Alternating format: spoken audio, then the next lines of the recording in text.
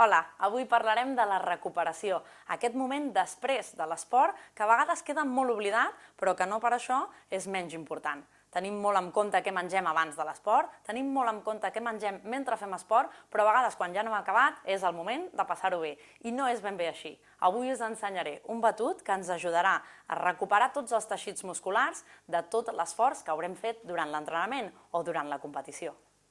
Després de l'esport és important recuperar la nostra energia perduda, els hidrats de carboni, les proteïnes, l'aigua i els minerals. És important fer-ho immediatament després de la pràctica esportiva, ja que es produeix la finestra metabòlica. Aquesta dura fins a 2 hores posteriors a l'exercici. Normalment, en aquell moment es té més set que gana, per això és una molt bona opció triar sempre recuperadors líquids que sòlids.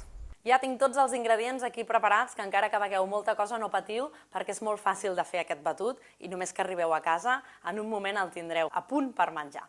El que necessitarem són els següents ingredients: 200 grams de taronja, 120 grams de pastanaga, 2 iogurts, 150 mil·lilitres d'una llet vegetal, en aquest cas és una llet de civada. I en espècies i arrels utilitzarem la llavor de cacau, farem servir la maca, que és la proteïna, cúrcuma i per activar-la, pebre i una mica d'oli. Doncs fer aquest batut és tan senzill com posar tots els ingredients a dins del vas batedor. I posarem la taronja. De la taronja ens va bé perquè és molt aquosa i també ens dona aquesta hidratació que necessitem just després de l'activitat física. Amb la pastanaga, sí, és una pastanaga que no és ecològica, és millor que li tragueu la part de fora perquè és on concentra major part d'aquestes restes d'abonos químics o també pesticides que li puguin tirar en el cultiu. Però en canvi, si la pastanaga és ecològica, jo no us recomano que li tragueu la pell. Com que no tindrà productes químics perquè és de cultiu ecològic, llavors la podríeu utilitzar sencera. I direu, i com és que poses una fruita i una verdura? Doncs això ens va molt bé perquè així no fem tant excés de fructosa. Penseu que quan ens ho mengem liquat acostumem a menjar-nos més quantitat de fruits que no pas si ens ho mengem sencer.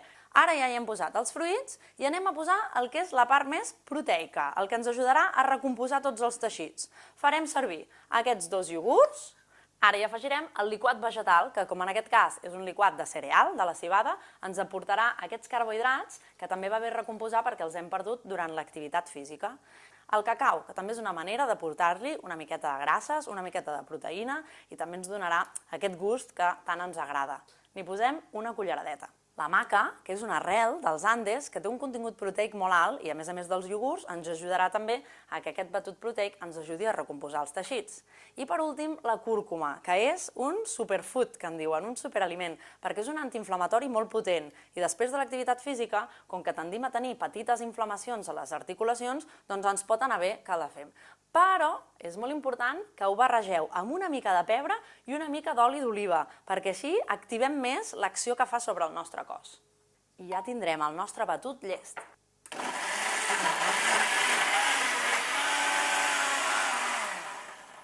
Doncs després d'uns minuts triturant, això ja ho tenim. I ara ja només ens queda posar-ho en el nostre got i mentre ens anem dutxant, anem fent els estiraments, doncs ens anem prenent els diferents gots de recuperador. Boníssim, que vagi de gust!